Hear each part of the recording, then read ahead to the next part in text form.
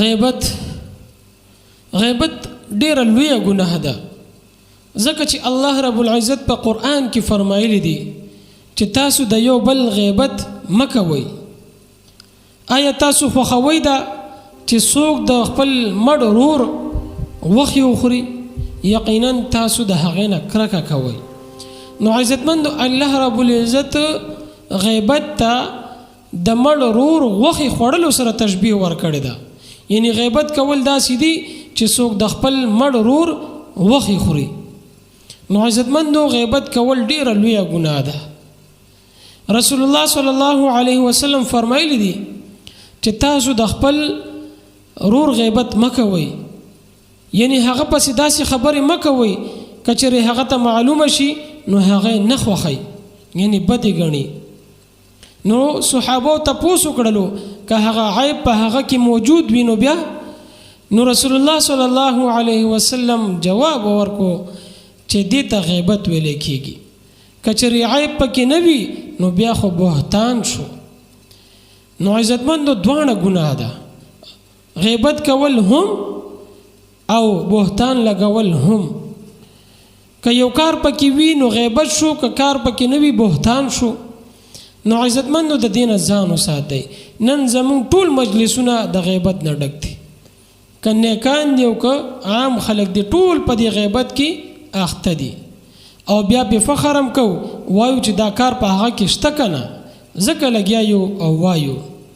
نو عزتمندو نبی علیه الصلاۃ والسلام دې ته غیبت ویلې دي چې یو کار پکې وي او ته ورپسې خبرې کې نو دې ته غیبت وایي. که کار پکې نه وي نو بیا خو بهتان. عزتمندو رسول الله صلی الله علیه وسلم د معراج په شپه باندې سکسان ولیدل چې د مسو په نوکانو باندې خپل مخونه او سینې شلولې. جبرائیل علیه السلام ورته وفرمایل چې دا هغه خلک دي چې د خلکو یې غیبتونه کول، د خلکو یې عزتونه خرابول، نن ورته ځکه دغه سزا ملاویږي. نو عزتمندو غیبت د زنا نه هم لویه ګناه ده. رسول الله صلی الله علیه وسلم ارشاد مبارک دی الغیبت اشد من الزنا، غیبت د زنا نه هم لویه ګناه ده. عزتمندو غیبت ډیر زیات نقصانات دي، خو یو څو درته ذکر کومه. د ټولو نه اول الله په دې غیبت باندې خفه کیږي، نیک اعمال ختمي، د خلکو په منځ کې مینه ختمي، کینه بغض حسد په زړونو کې پیدا کوي. خو غیبت بل غټ نقصان دا دی چې د قیامت په ورځ به د دې غیبت کوونکي نه نیک اعمال اخیستل کیږي او هغه چاته به ورکول کیږي چې د چا غیبت شوی وي. نو عزتمندو د غیبت نه څنګه ځان وساتو؟ د ټولو نه اول خبره چې کوو نو فکر وکړو، غور وکړو چې زه دا خبره کومه د څه کومه، د چا په باره کې کومه او څنګه کومه. دویم که د چا په مجلس کې غیبت کیږي نو د ټولو نه اول کوشش وکړو چې هغه منع کو، که نه منع کیږي چې موږ د هغه ځای نه بیا پاسېږو.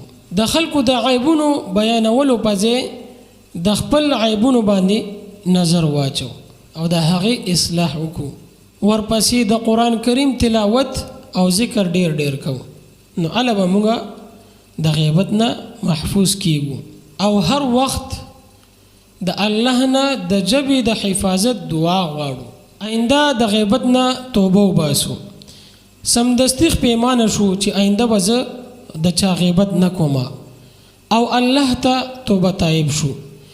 بیا که ممکن وي هغه کس پسې لاړ شو چې د چا غیبت هم کړی وي هغه نه معافي وغواړو.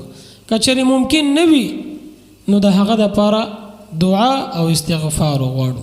الله رب العزت زمونږ د ژبو حفاظت وکړي او الله رب العزت زمونږ ژبې د بې فایدې خبرو نه محفوظ وساتي او الله رب العزت موږ د نبی علیه الصلاۃ والسلام په سنتو باندې روان کړي.